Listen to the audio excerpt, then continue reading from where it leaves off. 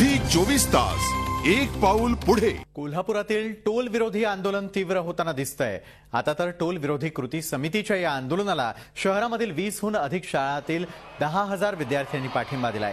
या आंदोलनाचा भाग म्हणून शालेय विद्यार्थ्यांनी आज कोल्हापूर महानगरपालिकेला घेराव घातला। शाळेमधील विद्यार्थ्यांनी ऐतिहासिक भवानी मंडपापासून मोर्चाला सुरुवात करत महानगरपालिकेला घेराव घातला। यावेळी विद्यार्थ्यांच्या वतीनं महानगरपालिकेच्या पदाधिकाऱ्यांना आपल्या मागण्यांचं निवेदन देण्यात आलं। त्याचबरोबर काहीही झालं तर टोल देणार नाही असा इशारा देखील देण्यात आला।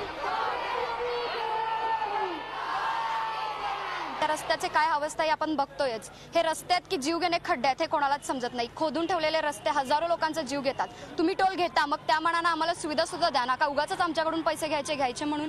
आणि म्हणूनच आमचा सर्वांचाच, माझा एकटीचा नाही तर आमच्या सर्वांचाच, माझ्या हजारो मित्र मैत्रिणींचा या टोलाला विरोध आहे। आणि म्हणूनच आम्ही सर्वांनी मिळून आज निवेदन केलेलं आहे आणि हे त्यांनी स्वीकारलेलं आहे आणि त्याच्यावर योग्य तो विचार करावा असं मी सरकारला सांगते।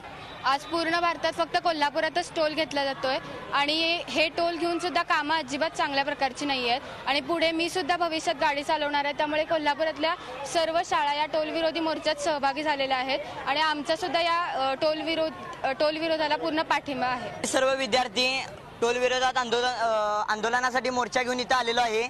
जरी आम्हाला आता टोलचा त्रास नसला तरी भविष्यात आम्ही पुढे जेव्हा गाडी चालवणार तेव्हा आम्हाला टोलचा दणका बसणार आहे। त्यामुळे आम्ही आयुक्तांना हे निवेदन दिलेलं आहे, ते त्यांनी स्वीकारावं। झी 24 तास एक पाऊल पुढे।